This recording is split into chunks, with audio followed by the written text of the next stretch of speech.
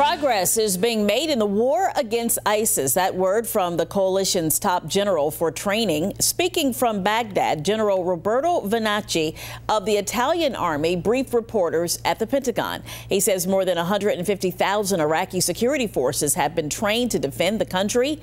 The goal is for them to track, locate, and destroy what the general called the last remnants of ISIS. The coalition recognizes that enhancing the capability of Iraqi security forces in order to prevent the rise of terror groups such as ISIS is an international responsibility. General said that coalition countries have donated more than $2 billion worth of equipment to 17 Iraqi combat brigades.